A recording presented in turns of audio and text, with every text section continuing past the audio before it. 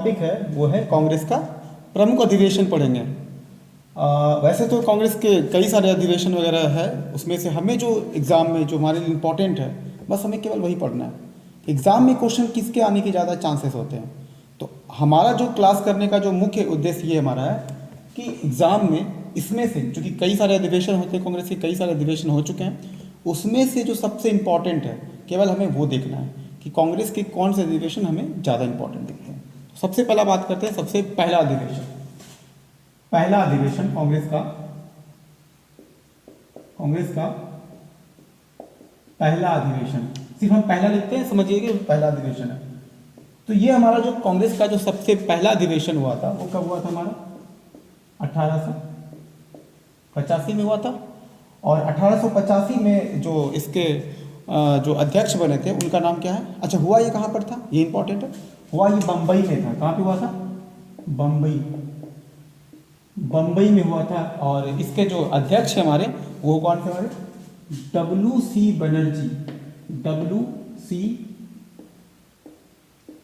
बनर्जी। और सबसे और एक खास बात यह है कि यहाँ पे लगभग कांग्रेस के 72 सदस्यों ने भाग लिया।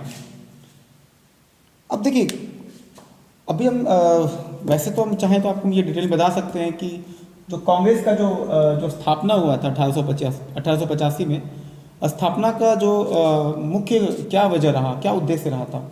अब देखिए, कांग्रेस के नज़रिए से अगर आप देखेंगे तो आपको लगेगा कि ये अंग्रेज़ों से हम अपनी बात को सामने रखने के लिए, अपनी जैसे आम जनता की बात को अंग्रेज़ों के सामने रखने के लिए ऐसा हम लोगों ने ऐसा किया। जबकि अगर आप अंग्रेज के नज़र से देखोगे तो अंग्रेज का मानना है कि वो अपने हिसाब से देख रहे हैं। उनको लगता है कि चलो भाई, भारतीय लोगों के जो प्रतिक्रिया से बचने के लिए, तो उसमें आप कई बार आप देखते हैं सेफ्टी वॉल्व थ्योरी आता है, एक सेफ्टी वॉल्व थ्योरी होता है, और दूसरा होता है तड़ित चालक सिद्धांत। अब तड़ित चालक का मतलब होता है कि जैसे कि तड़ित चालक सिद्धांत जो होता है वो ये होता है कि अब जब देखते होंगे आप लोग जो बिजली वगैरह जो चमकता है, तो कभी कभी वो बिजली जब नीचे गिरता है तो कुछ लोग अपने छत के ऊपर जो एक एंटीना के जैसा जो बनाया जाता है, एक धातु का होता है, तो वो क्या होता है कि ज़मीन पर जो धातु ज़मीन पर जो आपका बिजली आता है, उस बिजली को घर पर आने से बचाने के लिए वो क्या करते हैं, वो सीधा वो क्या करता है, उसको एब्जॉर्ब कर करके, मतलब कि वो जो तड़ित चालक के माध्यम से क्या हो रहा है कि बिजली को वो क्या करता है, एंटीना वो क्या करता है, कैप्चर करके वो ज़मीन में अर्थिंग के माध्यम से उसको अटैच कर देता है।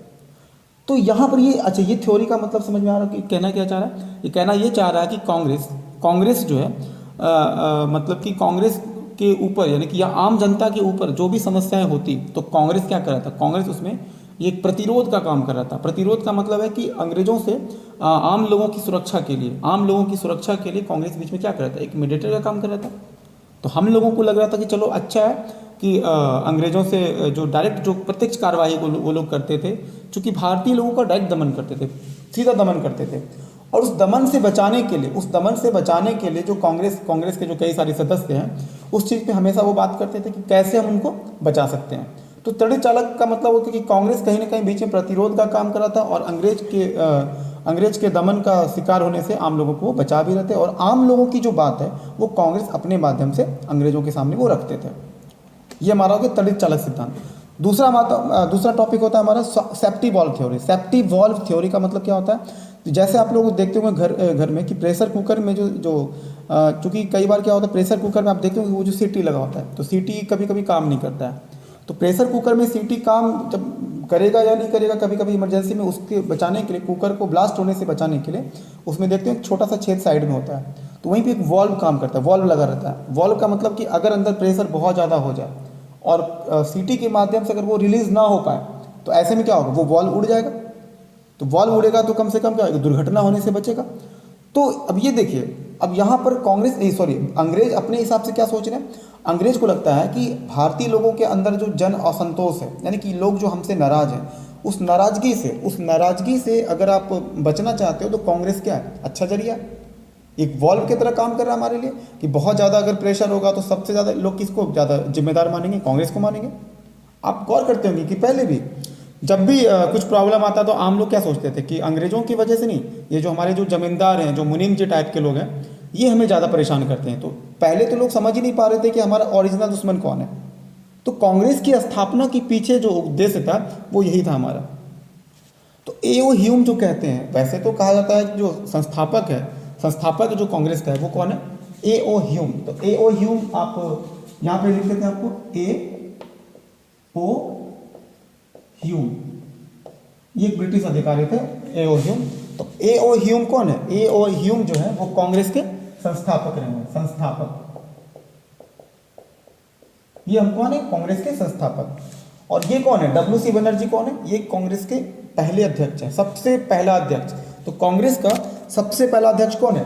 डब्ल्यू.सी. बनर्जी। और जब शुरुआती दौर में जब ये मीटिंग हुआ था, कहाँ पे हुआ था मीटिंग? बम्बई में हुआ था। सबसे पहला मीटिंग कहाँ हुआ था? बम्बई में हुआ था। और ये कब हुआ था? 1885 में हुआ था। तो इसमें कितने सदस्य जुड़े हुए थे? 72 सदस्य जुड़े थे, मात्र 72 सदस्य उस समय जुड़े हुए थे। क्योंकि उस समय जो मेंबरशिप का जो चार्ज होता था, सदस्यता जो शुल्क था, वो बहुत ही ज़्यादा था। तो चूंकि सदस्यता शुल्क जब ज़्यादा होगा तो निश्चित रूप से आम लोग उसमें ज़्यादा जुड़ नहीं पाएंगे। फिर आप आगे चल के देखेंगे, जब गांधी जी जब कांग्रेस से जुड़ते हैं तो वो सबसे पहले इसी चीज़ पे बात करते हैं कि भैया कांग्रेस का जो आप सदस्यता शुल्क जो आप इतना ज़्यादा मेंबरशिप जो रखे हुए उसको क्या करना है? कम करो। क्योंकि जब तक आप उसको कम नहीं करोगे तो आम लोग आपसे जुड़ेंगे नहीं, और आम लोग जब तक आपसे जुड़ेंगे नहीं तो फिर कांग्रेस का जो महत्व है वो क्या हो जाएगा? कमज़ोर हो जाएगा। तो चूंकि हमें आम लोगों को भी साथ में जोड़ना होगा, क्योंकि जब तक आम लोग जुड़ेगा नहीं ये कांग्रेस जो है कभी भी एक मजबूत संस्था कभी नहीं बन पाएगा।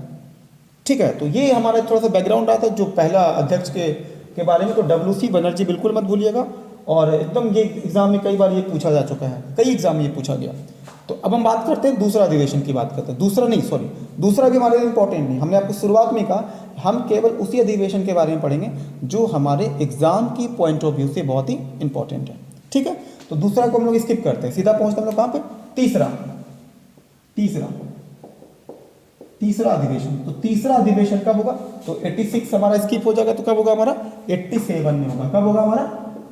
1887 में होगा। तो 1887 में ये कहां पर होगा? ये हमारा होगा मद्रास, जो वर्तमान में जिसको चेन्नई कहते हैं, मद्रास। देखिए, तो पहला और तीसरा, तो तीसरा कब हुआ? 1887 में हुआ। और ये कहां पर हुआ? मद्रास में हुआ। और इसके अध्यक्ष का नाम क्या है? बदरुद्दीन तैयब जी। क्या नाम इनका? बदरुद्दीन तैयब जी। बदरुद्दीन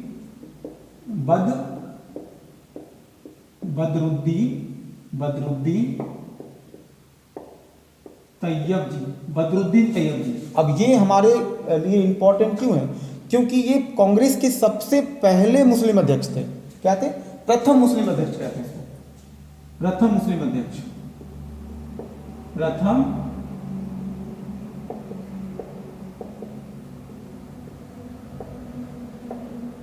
देखिए ये कौन है? कांग्रेस के सबसे पहले प्रथम मुस्लिम अध्यक्ष है। तो इसलिए ये इंपॉर्टेंट हमारे लिए होते हैं। बदरुद्दीन तैयब जी, बिल्कुल मत भूलिएगा, बदरुद्दीन तैयब जी। तो बदरुद्दीन तैयब जी जो है हमारे कौन है? ये हमारे कांग्रेस के जो अध्यक्ष रह चुके हैं वो क्या है? हमारे सबसे पहले मुस्लिम अध्यक्ष रह चुके हैं। ठीक है, हमारा तीसरा भी हो गया। अब बात करते हैं चौथा अधिवेशन का मतलब सेशन, मीटिंग आप कह सकते हो। ये मीटिंग आमतौर पे पहले क्या होता था कि साल में एक बार सब लोग जुटते थे। तो कभी कभी लोग मजाक से कहते थे कि जो है साल में अगर आप एक बार मेढक की तरह टरटराओगे तो आपको ज़्यादा कुछ मिलने वाला है नहीं। और कुछ ना कुछ कई हद तक उनका जो व्यंग था वो काफ़ी सही भी था, क्योंकि ये बात सही है कि प्रॉब्लम तो साल भर हो रही है और केवल हम एक बार जुटते हैं कि भैया एक बार प्लीज़ हमारी बात सुन लो। और जो उदारवादी लोगों का जो अपना तरीका था, क्षमा प्रार्थना, मतलब अगर कुछ मिस्टेक हो गया तो आपसे क्षमा प्रार्थी भी हैं। याचना, मतलब लोग अपना एप्लीकेशन अपनी बातों को पेपर पे लिख करके देते थे कि श्रीमान प्लीज़ हमारी बात को आप एक्सेप्ट कीजिए। कांग्रेस के जो शुरुआती सदस्य थे उनका जो ज़्यादा फोकस रहता था वो ज़्यादातर किस चीज़ पे रहता था कि देखिए आप यहाँ पे शासन करते हैं, उस चीज़ से हम इतने नाराज़ नहीं हैं। दिक्कत यहाँ पर ये है कि देखिए, तो ब्रिटेन में जो शासन आप व्यवस्था चलाए हुए हैं, हम चाहते हैं कि वही शासन व्यवस्था हमारे भारत में भी लागू कीजिए। इनका बस ये डिमांड होता था, क्योंकि ये जो भेदभाव का जो स्तर देखते थे इस वजह से ये लोग काफ़ी नाराज होते थे। बाद में चल के आप देखेंगे कि जब ये 1907 में जब सूरत अधिवेशन होगा, पढ़ेंगे हम लोग, जब सूरत अधिवेशन होगा तो फिर वहाँ पर क्या होगा, कांग्रेस में दो फाड़ हो जाएगा, उदारवादी अलग हो जाएंगे और जो गर्मपंथी दल है वो क्या हो जाएंगे, अलग हो जाएंगे, मतलब नरमपंथी और गर्मपंथी क्या हो जाएंगे, बिल्कुल अलग हो जाएंगे। ठीक है, तो चौथा अधिवेशन कब हुआ था हमारा, चौथा अधिवेशन हुआ था हमारा 1888 में हुआ था। कब हुआ था हमारा, 1888 में क्या हुआ था हमारा, चौथा अधिवेशन हुआ था। और ये कहाँ पर हुआ था, इलाहाबाद। तो वर्तमान संदर्भ में उसको प्रयागराज कह सकते हैं, लेकिन हम लोगों को क्या ध्यान रखना है, अब यहाँ पे चेन्नई तो लिखा हुआ है नहीं, मद्रास ही है, तो जो हमारा पुराना नाम है हमें बस वही याद रखना है। तो यहाँ पे क्या हो जाएगा, इलाहाबाद, इलाहाबाद। हमें योगी जी यहाँ पे नहीं बनना है। अगर आप योगी जी बनने का कोशिश करेंगे तो फिर आपके एग्जाम में नेगेटिव मार्क्स आ जाएंगे, क्योंकि वहाँ पे आपको प्रयागराज नहीं मिलेगा, वहाँ पे आपको इलाहाबाद ही ऑप्शन होगा। ठीक है, इसलिए नामकरण बदलने की कोशिश भैया बिल्कुल मत कीजिएगा। ठीक है, तो ये हमारा क्या है, इलाहाबाद। तो इलाहाबाद में जो हुआ था, इसके अध्यक्ष का नाम क्या है, जॉर्ज यूल, जॉर्ज, इसके अध्यक्ष का नाम क्या था, जॉर्ज यूल। और ये इंपॉर्टेंट क्यों है, क्योंकि प्रथम अंग्रेज अध्यक्ष हैं। तो प्रथम अंग्रेज अध्यक्ष क्या नाम, ये कौन हमारे, प्रथम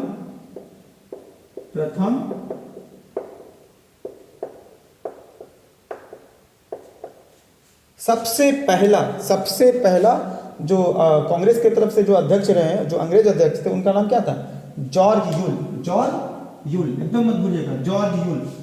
तो जॉर्ज यूल कौन है, सबसे प्रथम अंग्रेज अध्यक्ष है। ठीक है हमारा।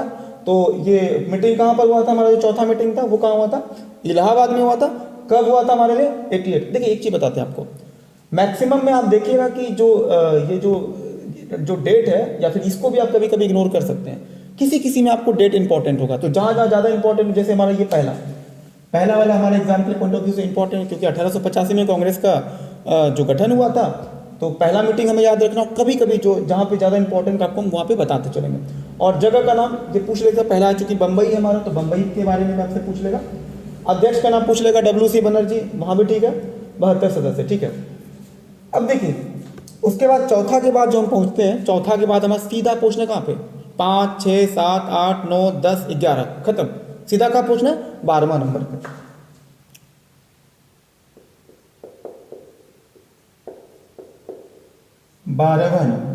तो 12वां नंबर का जो हमारा मीटिंग होगा वो कब होगा, 1896 में होगा। कब होगा हमारा, 1896 में ये मीटिंग हुआ था। कब हुआ था मीटिंग, ये 1896 में मीटिंग हुआ था। और ये कहाँ पर हुआ था, कलकत्ता। कहाँ पे हुआ था हमारा ये मीटिंग, कलकत्ता। कहाँ पे हुआ था, कलकत्ता में ये मीटिंग हुआ था। ठीक है, 1896 में कहा था, कलकत्ता में हुआ था। और इसके अध्यक्ष का नाम क्या है, रहीमतुल्लाह सयानी। क्या नाम इनका, रहीमतुल्लाह सयानी,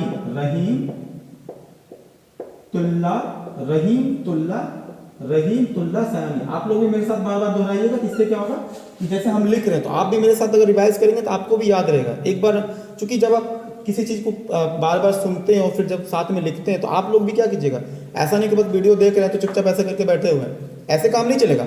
आप लोगों को भी क्या करना होगा, एक कॉपी पेन लेकर के बैठना होगा आपको, और उसको नोट डाउन करते चलना होगा, मेरे साथ साथ आपको भी दोहराना पड़ेगा।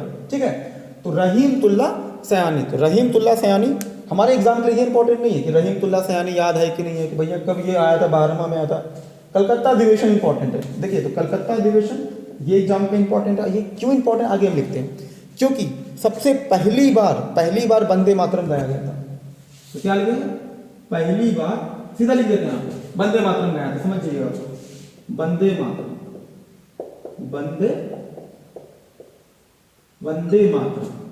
वंदे मातरम।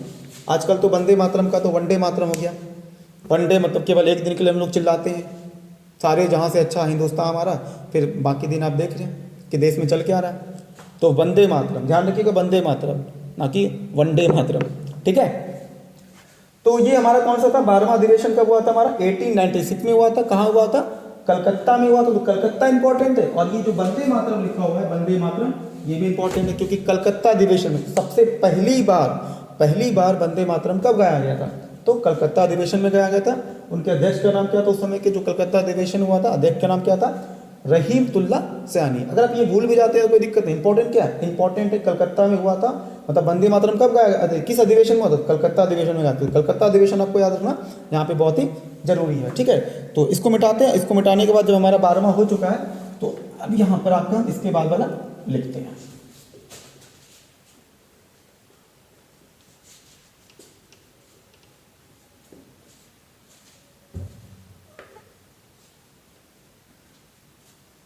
ठीक है, 12वां तक हमारा हो चुका है। 12वां के बाद हमारा आता है 13वां, 14वां, 15वां, 16वां, 17वां, 18वां, 19वां, 20वां, 21वां, 22वां, नहीं 22वां तो पढ़ना है, 21 तक छोड़ दो आप। 21 तक छोड़ने के बाद हम सीधा 22 पहुँचते हैं, सीधा आप लिखते हैं, डिजिट में लिखते हैं, ठीक है इसको 22। 22वां मीटिंग हुआ था। कब हुआ था ये 22वां मीटिंग हमारा? 1906, 1906 में हुआ था। 1906 में हुआ था। और ये कहाँ पे मीटिंग हुआ था? फिर हुआ कलकत्ता। फिर हमें क्या याद रखना है? कलकत्ता। ध्यान रखिएगा, सबसे ज़्यादा जो कांग्रेस का मीटिंग हुआ है वो ज़्यादातर देखने को कलकत्ता में ही मिलता है, ठीक है। अगर आप लोग को थोड़ा लग रहा हो डाउट तो फिर एक बार आप लोग क्रॉस चेक कर लीजिएगा लूसेंट में क्या था। मेरे ख्याल से कलकत्ता ही होना चाहिए। लूसेंट अभी कोई बुक नहीं देख सकते हैं। तो जो हमारा 22वां जो अधिवेशन हुआ कब हुआ था? 1906 में हुआ था। और ये कहाँ हुआ था? कलकत्ता में हुआ था। कलकत्ता नाम यही ज़्यादा अच्छा लगता है, कलकत्ता। तो कलकत्ता में हुआ था। और इस इम्पॉर्टेंट क्या है इसमें? इसके अध्यक्ष का नाम बहुत इंपॉर्टेंट है, क्योंकि अध्यक्ष कौन बने थे इसमें? इसमें बने थे दादा भाई नौरोजी। क्या नाम कौन है? दादा भाई नौरोजी। इसका नाम तो आप लोग सब सुने होंगे। तो दादा भाई नौरोजी कौन बने थे? दादा भाई नौरोजी। भैया बहुत बड़ी आर्थिक मतलब कह सकते हो कि अर्थव्यवस्था के मामले में बहुत ही जानकारी इनके पास था। मतलब आप सोच लो कि जिस समय लोगों को अर्थव्यवस्था के बारे में मतलब कह सकते हो बहुत ही बेसिक नॉलेज था, उस समय ये कहते थे, ये जो किसी को तो एहसास ही नहीं हो रहा था कि अंग्रेज हमें लूट रहे हैं, उस समय ये कहते थे कि भैया आप हल्के में मत लेना अंग्रेज को। ये जो देख रहे हैं ना रेलवे का विकास, ये सब जो विकास वगैरह देख रहे हो, ये दरअसल लूटने का एक तरीका है। और पहली बार ये बोले कि नहीं, ये जो लूट का जो प्रक्रिया है, इन्होंने साबित किया अंग्रेजों को कि भैया सच में आपने हमें लूटा है। आप क्या बोलते थे कि भैया हम देखो, हम तो गोरी चमड़ी वाले हैं। और गोरी चमड़ी वालों को ऊपर वालों ने कहा है क्या कि भैया जो गोरे लोग होते हैं उनका ये क्या बोलते हैं उसको, गोरे लोगों का दायित्व है कि काले लोगों को क्या बनाना, सभ्य बनाना। क्योंकि आप लोग क्या है, जंगली हैं, बर्बर हैं। तो भारतीय लोगों को वो कहते थे वो तो मदारियों का देश है, यहाँ पे तो जंगली लोग रहते हैं, बर्बर लोग रहते हैं। और हमारा जिम्मेदारी क्या है? उनको मतलब बेहतर करना, उनको एक सभ्य बनाना। तो सभ्य बनाने के नाम पे हमने क्या किया? बेवकूफ़ बनाया। सीधी सी बात है, ठीक है। तो दादा भाई नौरोजी बने। तो इंपॉर्टेंट क्या है? इंपॉर्टेंट देखिए क्या है इंपॉर्टेंट इसमें ये है कि स्वराज शब्द का इस्तेमाल पहली बार हुआ है। स्वराज, स्वराज, अपना राज। स्वराज का मतलब क्या होता है? अपना राज होना चाहिए भैया, अपना टाइम आना चाहिए। सीधी सी बात है, हम किसी के अंदर गुलामी में बिल्कुल नहीं रह सकते हैं। तो हमें अपना फैसला हम खुद ही करेंगे। मेरे बिहाफ पे मेरा कोई फैसला नहीं करेगा। हमें अपना राज चाहिए भैया, सीधी सी बात है। तो अपना राज का जो मामला, जो कंसेप्ट है, वो सबसे पहले किसने दिया? ये दिया था दादा भाई नौरोजी ने। क्योंकि दादा भाई नौरोजी बहुत जल्दी समझ चुके थे कि हमें क्या करें, बेवकूफ़ बना रहे हैं। और ये अगर हम लगातार इसी तरह से बेवकूफ़ बनते चले गए तो फिर पता नहीं हम लोग का और कितना बेड़ा गर्क होगा। तो उन्होंने कहा कि भैया ये सब नहीं चाहिए हमको, अंग्रेज वगैरह, हमको भैया अपना राज चाहिए। तो बाद में चल के पढ़ेंगे कि चूंकि अभी स्वराज शब्द का इन्होंने पहली बार इस्तेमाल किया, ठीक है।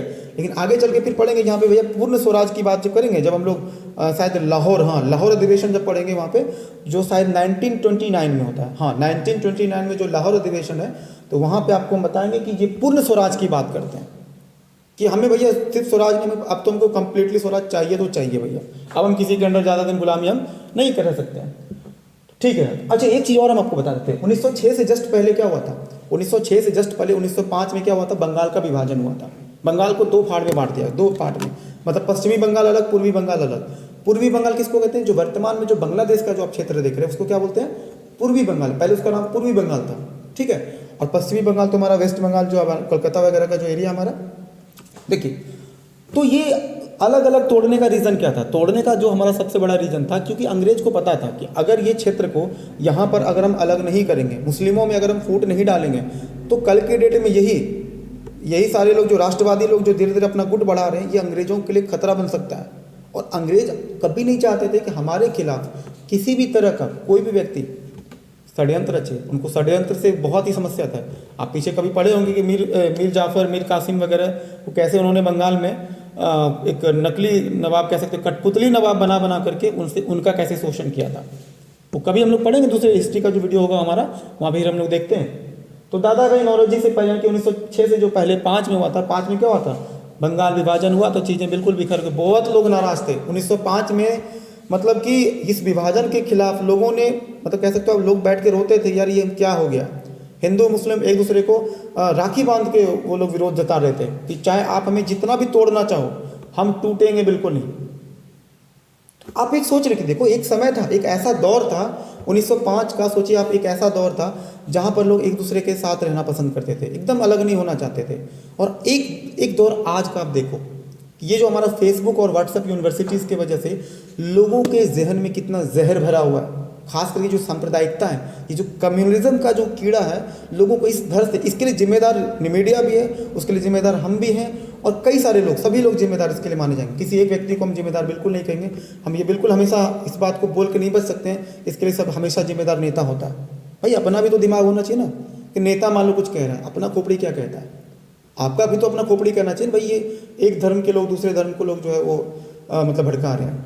इधर ही हाल फिलहाल कुछ दिन पहले एक फेसबुक पे हम एक पोस्ट देखे थे कि एक व्यक्ति उसमें कह रहा है, मतलब दो लोग, मतलब चूंकि दंगे का माहौल है वहाँ पे, एक व्यक्ति इधर से दंगा करने के लिए आया हुआ है, लड़ाई करने के लिए, एक इधर हिंदू का, इधर मुस्लिम का है, दोनों आमने सामने हैं। तो देखिए वो क्या कहता है, तो हिंदू वाला कहता है कि भाई नहीं, पहले मुस्लिम वाला कहता है, मुस्लिम वाला कहता है कि भाई एक बात बताओ कि तुम तो मेरे यहाँ आते थे ईद वगैरह में, तो सेवैयाँ वगैरह खाते थे, और फिर तो कहीं भी दिक्कत, तुम तो हमारे सेवैयाँ खाने आते थे।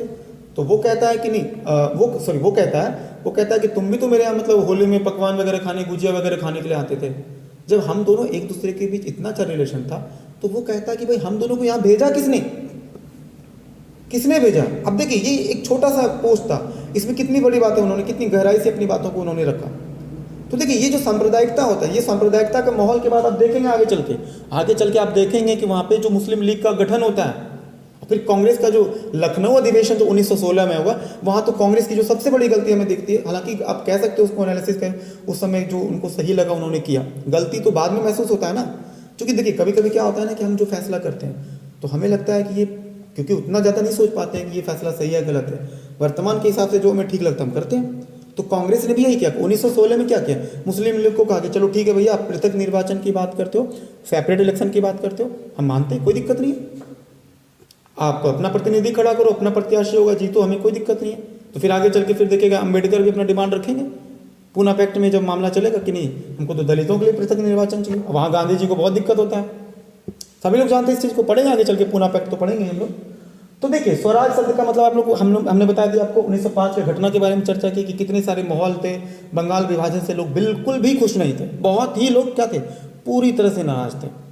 ठीक है, अब देखते हैं इसके बाद 22वां वाले में मेरे ख्याल से चर्चा पर्याप्त हो चुका है। 1906 में कलकत्ता अधिवेशन हुआ था, दादा भाई नौरोजी उसके अध्यक्ष थे, और स्वराज जो था, स्वराज शब्द का पहली बार प्रयोग किया गया।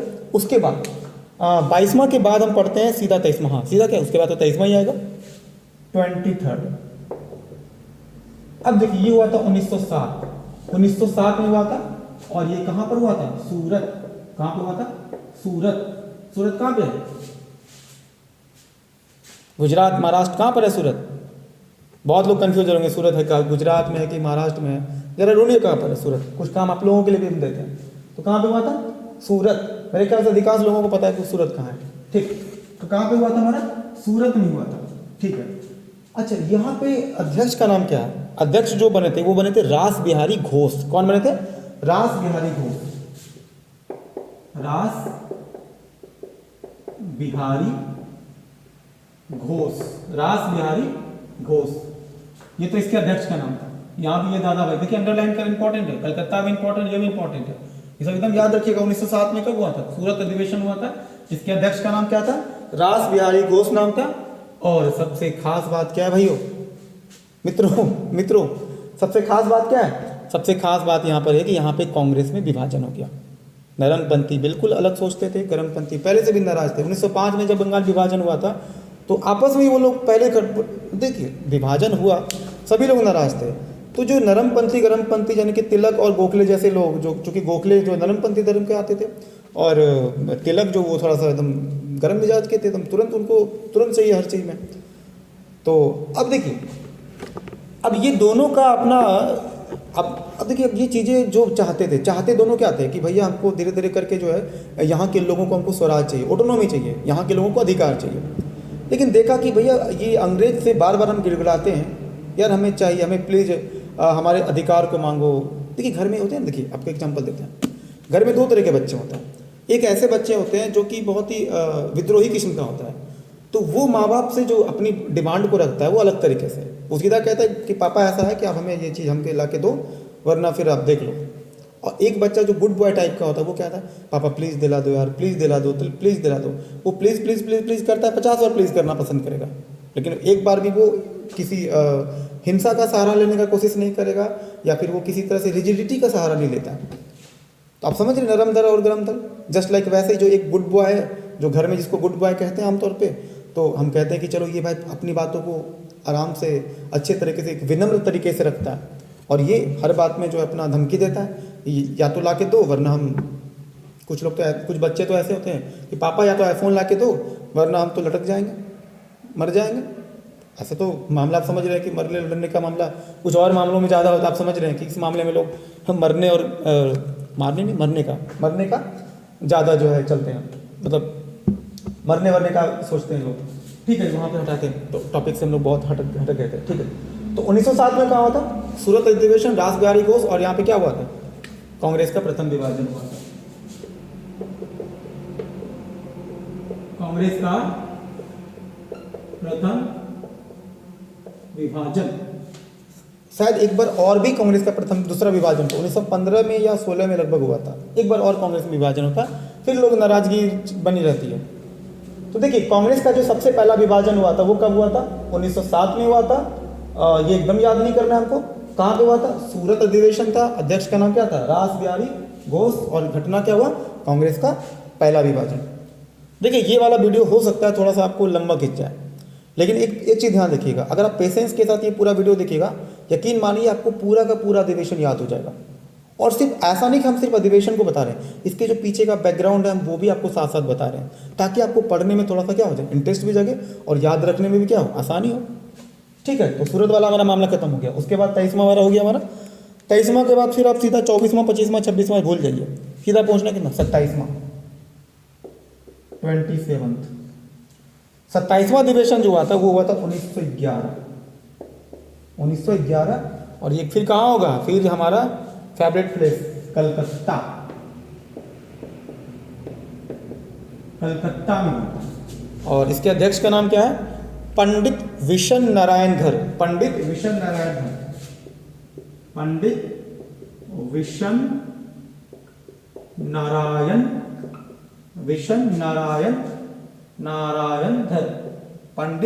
नारायण धर। अब ये इंपॉर्टेंट क्यों है भाई? ये पंडित विशन नारायण धर तो हो गया क्योंकि सबसे पहली बार जन गण मन तभी गाया गया था। वही जॉर्ज पंचम, याद होगा आप लोगों को? तो जन गण मन पहली बार कब गाया गया था? 1911 में गाया गया। तो ध्यान रखिएगा, जो वंदे मातरम गाया था कब गाया था? 1896 में गाया गया था। 1896 में वंदे मातरम गाया गया था। और उस समय अध्यक्ष कौन थे? रहीमतुल्लाह सयानी, ये थे ना? हाँ, वंदे मातरम रहीमतुल्लाह सयानी। ठीक है, तो देखिए जन गण मन, तो जन गण मन कब गाया था? 1911 के कलकत्ता अधिवेशन में। जॉर्ज पंचम, बहुत सारी घटनाएं 1911 के आसपास हुआ था, तो जॉर्ज पंचम के स्वागत में जो है किया गया था। उसके बाद उसी टाइम दिल्ली दरबार भी शायद हुआ था। हाँ, दिल्ली दरबार हुआ था। उसके अच्छा, दिल्ली दरबार जब हुआ था तो उस समय भारत की स्थिति बहुत खराब था, अकाल पड़ा था। और सोचिए ऐसे समय में जब दिल्ली में जो दरबार, जो भव्य आयोजन किया गया था, वहाँ के ब्रिटेन के जो प्रिंस वगैरह जो आए थे, वहाँ के राजकुमार वगैरह आए थे, उनके लिए, तो यहाँ के लोग बहुत नाराज थे क्योंकि यहाँ पे भुखमरी का दौर था। और ऐसे समय में अगर कोई बहुत बड़ा आयोजन करता है तो ये तो सच में वाकई गलत था। तो 1911 के आसपास का जो घटना है वो यही था। अच्छा, उसके एक साल बाद फिर 1912 में क्या होता है? 1912 में बंगाल और बिहार में विभाजन होता है। तो ध्यान रखिएगा, 1912 में ये घटना हुआ था। तो 1912 में क्या होता है? 1912 में क्या होता है कि बंगाल और विभाजन आपस में क्या हो जाता है, मतलब बंगाल और विभाजन अलग हो जाता है। ठीक है, तो बिहार बंगाल से अलग होता है, यानी 1912 में बंगाल से बिहार अलग होता है। तो बिहार और बंगाल क्या होता है? अलग। और फिर आगे चल के 1936 में क्या होगा? 1936 में फिर चूंकि जो बिहार अलग हुआ था बंगाल से, तो उस समय बिहार में उड़ीसा शामिल था। तो फिर बाद में क्या होगा? बिहार से फिर कौन अलग हो जाएगा? उड़ीसा अलग हो जाएगा। डेट देख लीजिए आप लोग कितने तारीख को हुआ था। फिर आगे चल के फिर 2000 ईस्वी में क्या होता है? फिर 2000 ईस्वी में फिर बिहार से कौन अलग हो गया, बिहार से हमारा झारखंड हमारा अलग हो गया। कौन अलग हो गया, झारखंड हमारा अलग हो गया। तो देखिए 1912 में बिहार और बंगाल आपस में अलग हुआ, फिर 1936 में फिर बिहार से उड़ीसा अलग हुआ, फिर 2000 में बिहार और झारखंड में क्या हो गया, बिहार और झारखंड भी अलग हो गया। ठीक है, डेट देख लीजिएगा आप लोग, शायद 15 नवंबर को लगभग हुआ था शायद, ये देख लीजिएगा आप लोग अपने बुक में। तो देखिए कलकत्ता अधिवेशन हमारा हो गया। कलकत्ता अधिवेशन के बाद 1916 का सीधा क्या होगा, अब सीधा 27वां के बाद कितना पहुंचेगा, 32वां अधिवेशन कब हुआ था हमारा, 32वां हुआ था हमारा 1916, बिल्कुल 1916 लखनऊ, कोई नहीं भूलेगा, लखनऊ अधिवेशन। लखनऊ अधिवेशन में क्या हुआ था, लखनऊ अधिवेशन में कौन थे, सबसे पहले देखते हैं किसके अध्यक्ष का नाम क्या था, अंबिका चरण मजूमदार। क्या नाम है इनका, अंबिका चरण मजूमदार। देखिए अंबिका चरण मजूमदार, अंबिका चरण मजूमदार। ध्यान इसका 1916 का जो चर्चा है, जो लखनऊ अधिवेशन की तो बार बार हम चर्चा कर रहे हैं। तो ये जो 1916 में जो घटना हुआ था, यहीं पर कांग्रेस वाले मुस्लिम लीग से समझौता किए थे, कांग्रेस के लोग मुस्लिम लीग से समझौता किए थे। तो मुस्लिम लीग से समझौता करने का मतलब क्या, सीधी सी बात वही है, पृथक निर्वाचन मान लिए थे। ठीक है, तो मुस्लिम लीग से समझौता किया और पृथक निर्वाचन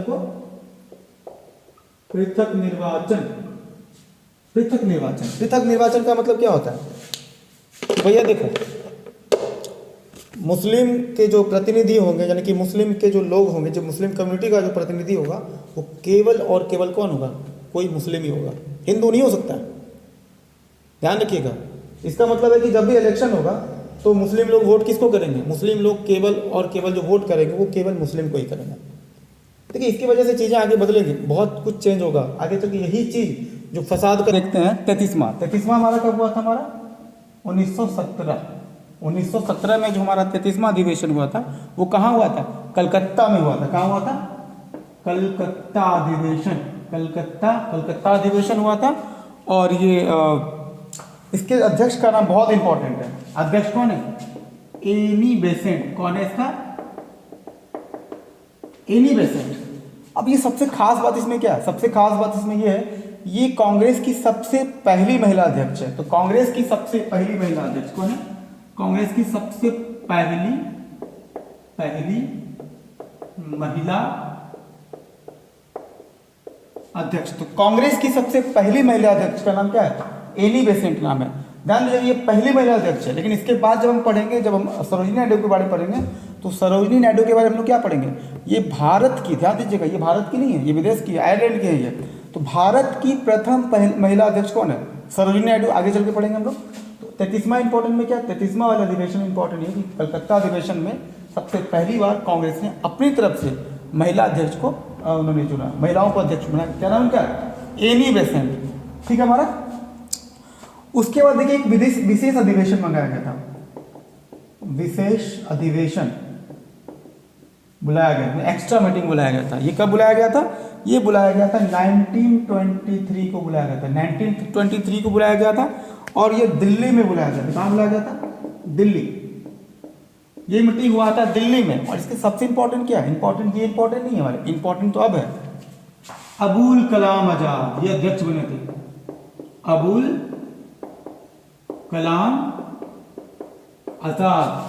कलाम आजाद ये अध्यक्ष बने थे। और सबसे खास बात, ये भारत के सबसे युवा, मतलब कांग्रेस की तरफ से आप कह सकते हो कि कांग्रेस का सबसे युवा अध्यक्ष का नाम क्या है, अबुल कलाम आजाद। सबसे युवा,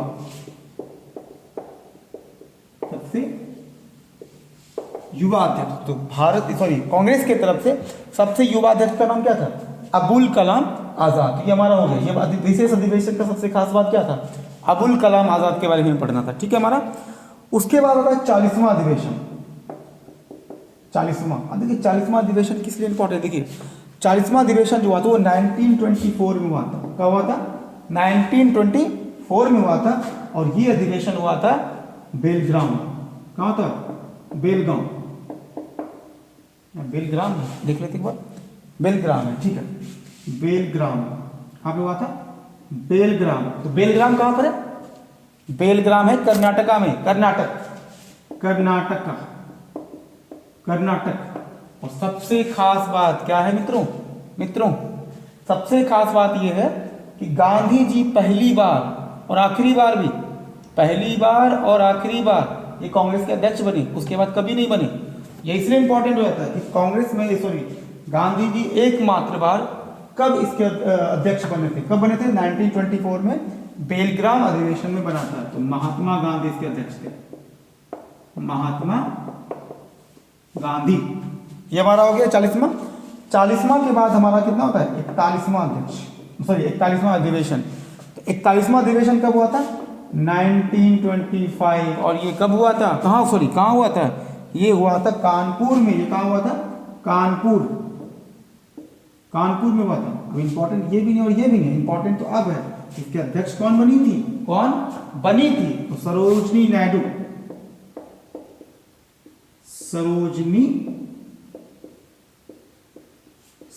नायडू बने थी। और ये खास बात क्या है? ये भारत की तरफ से इनकी प्रथम भारतीय महिला कांग्रेस अध्यक्ष कह सकते हैं, यानी कि प्रथम भारतीय महिला। तो प्रथम भारतीय महिला अध्यक्ष कौन बनी? सरोजनी नायडू। तो इंपॉर्टेंट रखना, ध्यान रखना, सिर्फ महिला अध्यक्ष की बात अगर एग्जाम में पूछेगा तो कौन हो जाएंगे? एनी बेसेंट हो जाएंगे। लेकिन अगर पूछेगा कि प्रथम भारतीय महिला अध्यक्ष कौन बना, तो कौन, क्या नाम बताएंगे?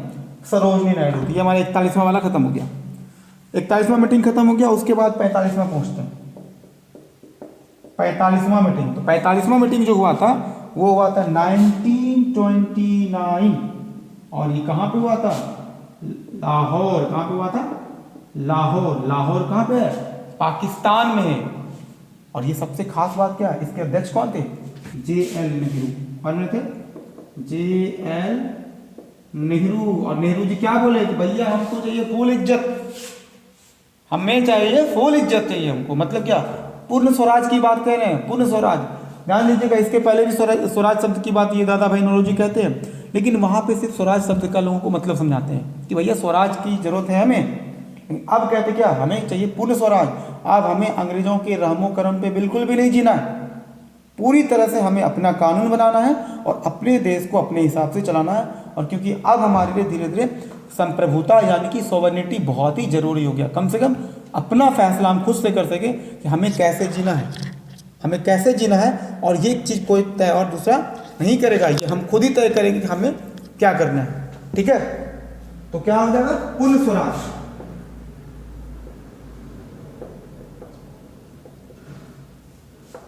पूर्ण स्वराज की बात करेगा। ठीक है, ये हमारा 1929 वाला हो गया हमारा। ठीक है, इसलिए इतना इंपॉर्टेंट काफी है। फिर 45वां के बाद क्या हो जाएगा? 46वां अधिवेशन। अब देख लो यहाँ पे 1 साल का तो गैप हो गया। ये कब हुआ था? 1931 में हुआ था। और ये कहाँ हुआ था? कराची। कहाँ पे हुआ था? कराची में हुआ था। कराची में हुआ था। ध्यान दीजिएगा, 1929 में जो अधिवेशन हुआ था वो लाहौर में हुआ था। और 1931 जो वो कहाँ पे हुआ था? कराची में अधिवेशन हुआ था। और इसी टाइम जो कांग्रेस का जो मीटिंग हुआ था, कांग्रेस के लोगों को काले झंडे दिखाए गए थे। क्यों? क्योंकि आई थिंक 23 मार्च को जो भगत सिंह और सुखदेव को जो फांसी दिया गया, भगत सिंह, सुखदेव और राजगुरु, तो इनको जो फांसी दिया गया था, इनके विरोध में इस चीज़ से लोग बिल्कुल भी खुश नहीं थे। और इनके फांसी के विरोध में सारे लोगों ने जो कांग्रेस को जो है काले झंडे दिखाए गए। तो काले झंडे कब दिखाए गए थे? इसी कराची अधिवेशन में। इसी कराची अधिवेशन के टाइम में कांग्रेस को काले झंडे दिखाए गए थे। तो इंपॉर्टेंट क्या है? तो 1931 में क्या हुआ था? कराची अधिवेशन हुआ था। और इसके अध्यक्ष कौन बने थे? इसके अध्यक्ष बने थे पटेल जी, सरदार वल्लभ भाई पटेल। कौन बने थे? पटेल। तो पटेल जी क्या बने थे? अध्यक्ष बने थे। और ये कहते हैं इस मीटिंग में क्या होगा? ये कहते हैं भैया अब हमको चाहिए फंडामेंटल राइट। क्या चाहिए हमको? Fundamental right. अब हमें चाहिए मूल अधिकार। तो सबसे पहली बात, मूल अधिकार होता क्या? मूल अधिकार एक ऐसा अधिकार होता है जो मतलब राज्य के तरफ से वहाँ के जो लोग होते हैं उनको गारंटी दे जाती है कि ये जो अधिकार हमने आपको दिया, ये हम आपको किसी भी परिस्थिति में हम नहीं छीनना चाहेंगे, यानी कि नहीं छीनेंगे। हालांकि कुछ खास कंडीशन होते हैं वहाँ पे, अगर विशेष परिस्थिति जैसे युद्ध वगैरह का अगर मामला आ गया तो वहाँ पे आपके मौलिक अधिकार को थोड़ा बहुत आपको दबाया जा सकता है, जैसे सेना के भी मौलिक अधिकार को वहां पे दमन किया जाता है सांसद के द्वारा। तो देखिए इंपॉर्टेंट याद क्या करना है, फंडामेंटल राइट, FR यानी क्या, मूल अधिकार, मूल अधिकार, मूल अधिकार। ये हमारा हो गया 40वां वाला भी हमारा कंप्लीट हो गया। उसके बाद एक काम करते हैं, मिटाते हैं ऊपर, मिटाने के बाद सही रहेगा, ये आराम से लिखेंगे इसको।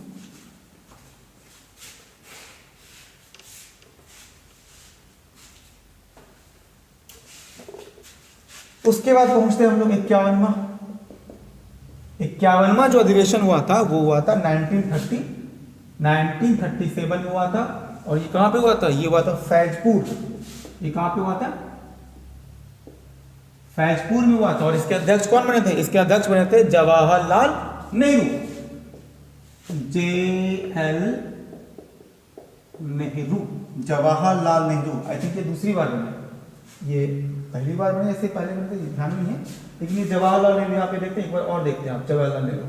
तो जवाहरलाल नेहरू जो फैजपुर में बने थे। और सबसे खास बात क्या है, सबसे खास बात दोस्त ये है कि पहली बार कांग्रेसियों को यह समझ में आया कि अब मीटिंग केवल गांव में नहीं होनी चाहिए, भैया गांव में भी चलना पड़ेगा। और गांव के लोगों को अगर आप जागरूक करना चाहते हैं तो आपके गांव, आपको जो है गांव के लोगों से आकर आपको मिलना पड़ेगा।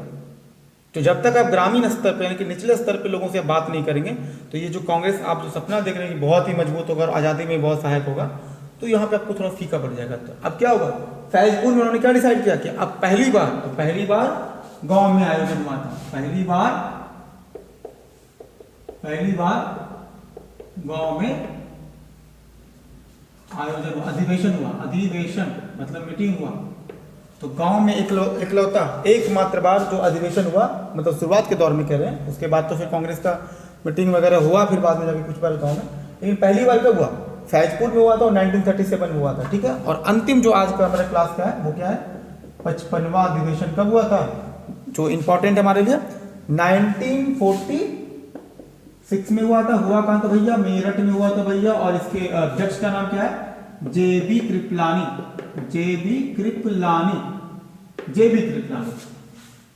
बहुत इंपॉर्टेंट है। क्यों इंपॉर्टेंट, क्योंकि आजादी के समय कई बार एग्जाम में पूछा जाता है कि भैया बताओ आजादी के समय कांग्रेस का अध्यक्ष कौन था, तो क्या नाम है उनका, जेबी कृपलानी।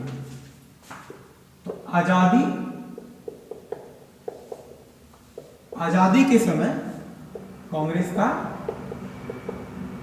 का अध्यक्ष। बस आज का टॉपिक दोस्त हम लोग यहीं पे समाप्त करते हैं और आगे और भी हम आपको वीडियो देंगे, आप लोग शेयर करते रहिएगा। तो आप हमें कमेंट में जरूर बताइए कि ये वीडियो आपको कैसा लगा। अगर आपको लगता है कि इसमें और भी कुछ चीज़ें हम इम्प्रूव कर सकते थे तो आप लोग हमें सुझाव जरूर दीजिएगा। और उम्मीद करते हैं कि ठीक ठाक ही लगा होगा। अगर ये सही लगा होगा तो आप लोग क्या कीजिएगा, वीडियो को थोड़ा लाइक कर दीजिएगा, लाइक ठोक देना है और अपने दोस्तों को भी बताइए, शेयर करना है।